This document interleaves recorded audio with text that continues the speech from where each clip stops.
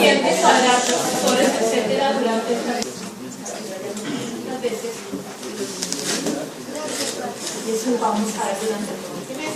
Toda pediatría es diferente y sobre todo dentro de la misma pediatría todo cambia dependiendo del grupo de edad que estemos manejando. Pues no es lo mismo hablar de un recién nacido, de un lactante, de un preescolar, o de una recién. Todo cambia. La microbiología, la epidemiología de las enfermedades, los tratamientos, todo va cambiando, pues nos vamos a ir adaptando a todo esto, ¿cierto? ¿Por qué hacer un taller de farmacología cuando ustedes son los grupos de la farmacología? La demografía, algunos hasta repitieron por estar más tiempo con él, pero les toca recordar algunas cosas, ¿cierto?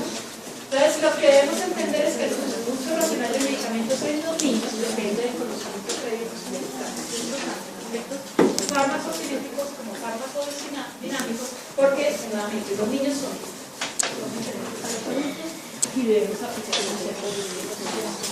Entonces, ¿de qué depende el éxito de un tratamiento que hagamos a los niños? De que escojamos adecuadamente el fármaco que vamos a utilizar niños. Selección adecuada del fármaco, saber la dosis. Las dosis en los niños no son como en los adultos. La gran mayoría de ellas dependen del peso del niño y lo expresamos en gramos o miligramos por kilogramo de peso. Entonces, siempre que vamos a medicar al niño, lo primero que debemos tener en cuenta es factores. Hay algunos otros factores que influyen en la decisión, pero lo mínimo es saber el peso porque todas las dosis dependen del peso. Hay una que otra dosis de medicamentos que probablemente ustedes no van a utilizar, que son fármacos de quimioterapia, algunos antivirales, que se expresan no por kilogramo de peso, sino de acuerdo al índice de masa corporal.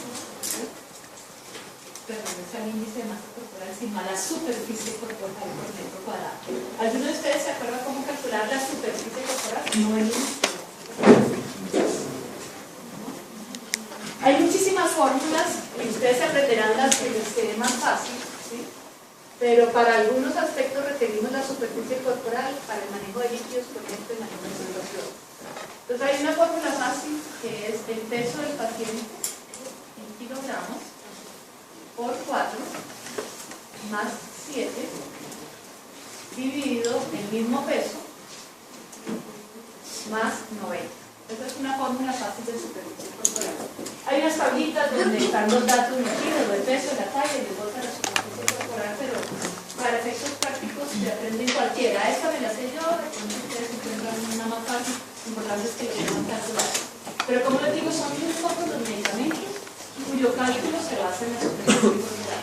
La gran mayoría es peso del paciente. Entonces, condición sine qua non, saber el peso y obviamente cuál es la dosis de peso.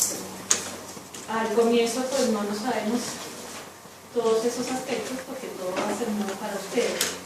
Existen ayudas como en todo, hay algunos aplicativos que ustedes pueden bajar a sus dispositivos con diagnóstico pediátrico, lo cual les facilita pues todo. Está el fármaco a utilizar, la dosis por kilo de peso, y está la fórmula y el número de peso y les ayuda pues, en el proceso. Hoy vamos a hacer el ejercicio como si no tuviera nada de eso. Y aparte de eso, ven en este libro. Ustedes me disculparán que aquí hay una variedad de ediciones de todas las que he ido agarrando, ¿no? Primera, segunda, tercera, cuarta, quinta, sexta, ya vamos en la séptima, esta es la sexta. Este libro se llama Pediadosis, es un pediátrico de bolsillo, que es muy práctico. Por lo que les digo, al comienzo, no, que hay que ponerle al niño, no sé, 14, ¿cuántos lados? ¿Cuántos lados? En adultos. 5 miligramos. Entonces en el niño es 0.2 miligramos por kilo. Entonces si yo no lo sé, pues no, si busco, ¿cierto? No va a estar con mucho conocimiento. Entonces esto es útil al comienzo cuando no dominamos la mayoría de los medicamentos, ¿cierto? Lo pueden adquirir en Celsius o en los libros, en la Panamericana, donde quieran, pero igual la pueden, hay un equivalente a esto que lo pueden bajar y lo tienen a mano, ¿cierto? Pero esto es una ventaja. Entonces, cuando no nos sale la dosis, la buscamos. ¿Qué más debemos tener en cuenta? El intervalo de administración. Entonces, hay medicamentos que se dan una vez al día, o 2, o 3, o 4, o 5, 6. ¿Qué pasa con los niños? Que entre más pequeño es el niño, más difícil es dar un medicamento. Entonces, si yo tengo una alternativa terapéutica que se da una vez al día frente a otra que se da cada 6 horas, pues es todo que se da una vez al día, ¿cierto? ¿Por qué? Porque los niños primero, ahora la boca, pues si es chiquito, pues no les va a hacer caso, no la abre, ¿cierto? Si sabe feo, lo escupe. En el mejor de los casos lo vomita, perdieron el efecto del medicamento que buscaban, ¿cierto? Entonces no es fácil administrarlo, debo escoger los mejores sabores, la presentación más agradable, más fácil de dosificar y con el intervalo de tiempo más adecuado para el niño. Esto también se relaciona con que los niños pequeños comen cada vez que quieren. Un recién nacido come además, ¿cierto? Entonces está comiendo cada media hora, cada dos, los mayorcitos cada 3 horas. Si yo les suministro un medicamento en el contenido gástrico altera su farmacocinética, pues no estoy haciendo nada. Entonces denle este jarabe cada 4 horas lejos de las comidas. Esa es la forma, ¿cierto? Y el niño come cada 2 horas. Nunca recuerdo datos si es que hay contenido gástrico alimenticio que altera la sociedad. Entonces son muchos aspectos los que hay que tener en cuenta antes de formular. Obviamente debemos tener en cuenta el cumplimiento de la fórmula, que ya debemos qué estrategias tener para que se cumpla, ¿cierto? Entonces, ¿qué debo hacer? Pues debo tener una balanza sopesando los beneficios terapéuticos del medicamento que estoy escogiendo frente a la facilidad de dosificar y los potenciales efectos secundarios indeseables o las reacciones medicamentosas que son muy frecuentes. Entonces, todos estos efectos secundarios de los medicamentos pues están influenciados por muchos aspectos: la dosis, la dosis con mayor complejidad que se presenten, la vía de administración del medicamento, que nos comentaban antes, de la edad, del gástrico, de la velocidad de vaciamiento, de los hábitos alimentarios, del ejercicio, etc. Entonces, todos estos factores también es frecuentes en el momento de escoger. Entonces, dependiendo de la molécula que estemos utilizando, la distribución va a ser diferente en los diferentes espacios corporales, depende también del porcentaje de masa magra, de más pequeña tienes más masa magra, menos grasa, ¿cierto? La afinidad por las proteínas, de la rapidez de eliminación, que ya habíamos comentado en algún momento, que todas estas funciones se van desarrollando a lo largo de los meses. Pues no es lo mismo administrar un aminoglucosa de un recién nacido que un niño cubano. Entonces el intervalo de la dosis pues hay que ajustarlo dependiendo de la edad. En los prematuros muchas veces cada 48 horas, ¿sí? En los mayores cada 24, cada 36, dependiendo de la madurez de todas estas funciones. También el metabolismo depende de la etapa de desarrollo en la que nos encontremos. ¿Qué otros aspectos hay que tener en cuenta? Pues cada la administración de dosis repetidas, porque no es fácil hacerlo en los niños, y obviamente entre más dosis, pues más posibilidades de que ellos vamos a hacer. El utilizar múltiples sustancias simultáneamente, también pues, por todos los mecanismos de sinergismo, antagonismo, polarización. Muchas veces tenemos un niño con cuadro convulsivo de sistema nervioso, no hemos analizado que tenemos 3, 4 medicamentos anticonvulsivantes que tienen antagonismo entre ellos, lógicamente nunca vamos a lograr el control. Otros factores que influencian en el éxito de toda esta farmacoterapia: el peso del paciente. Fíjense que no es la edad, podemos tener niños de 2 años, un niño de 2 años puede pesar 8 kilos, pero puede pesar 15, entonces no podemos hacer formulación dependiendo de la edad, como a veces lo quieren promulgar los laboratorios, que de 2 a 5 años dele media cucharadita y después de los 5 dele una. Pues no, porque el peso es diferente independientemente de la edad. Lo mismo sucede con los sexos, los medicamentos que de acuerdo al género, por aquello de la distribución de la grasa que es diferente, pues su absorción también lo hace.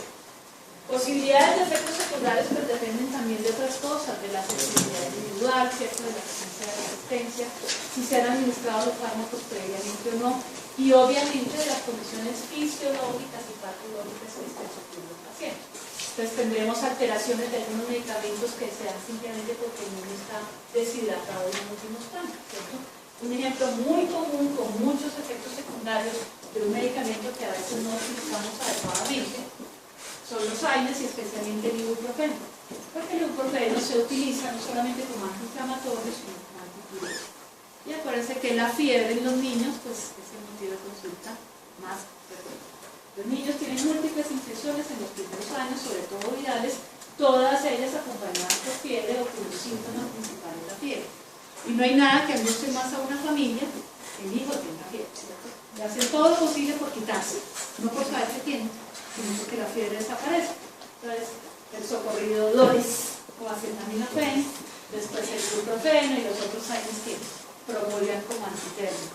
Y resulta que los AINES en general tienen toxicidad. ¿A qué nivel? Renal, ¿qué más? ¿Se queda cuál es el nivel? ¿Ya se queda? Sí. Se queda, poco a poco. Otra toxicidad de los AINES, hepática, más gástrica, hematológica, múltiple, ¿cierto? La toxicidad renal, que es la más importante de los AINES, se ve en qué porcentaje de personas que reciben AINES. Se aproxima al 5% de las personas que consumen ibuprofeno una sola dosis hacen algún grado de espectro de la toxicidad renal, pero si están deshidratados el 20% hace toxicidad.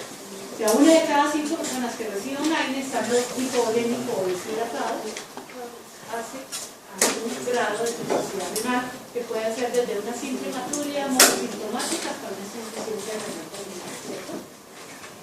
Y el ibuprofeno o ácido. La mamá se le da al niño a su antojo cada vez que tiene fiebre, ¿cierto? Y si uno tiene fiebre, tiene líquidos, tiene helado. Pues si le dan helado y deshidratado, pues la toxicidad se sube al 20%, ¿cierto? Uno de cada 5 niños que reciban algo con fiebre estando deshidratados hace toxicidad renal. Entonces hay que tenerlo muy presente. Y fíjense que es un estado muy común, la fiebre la tienen los niños todos los días. Si no tenemos en cuenta esto para indicar cómo hacer una populación adecuada, pues vamos a tener posiblemente toxicidad, ¿cierto?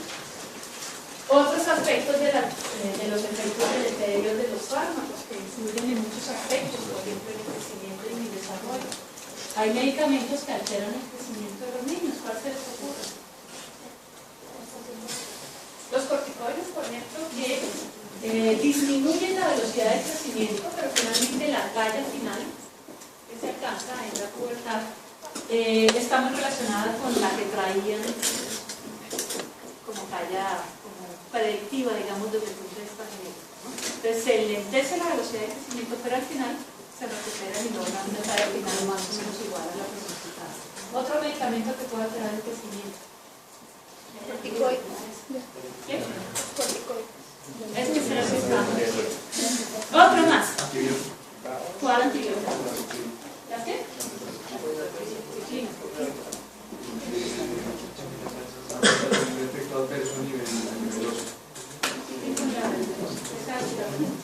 Otro medicamento, otro antibiótico. Otro grupo de antibióticos socorridos.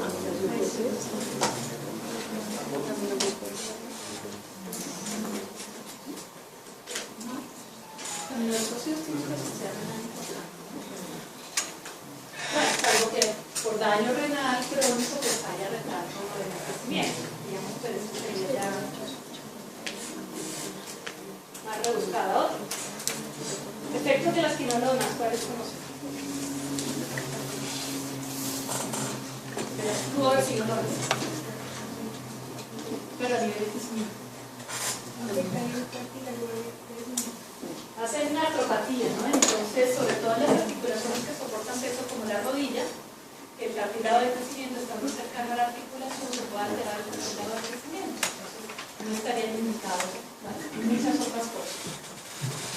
Muy bien. Entonces, ¿cuáles son los efectos secundarios que vemos con mayor frecuencia? A nivel sanguíneo, que mencionaron algunos de ustedes, las grasas sanguíneas, es muchísimo de los medicamentos utilizados.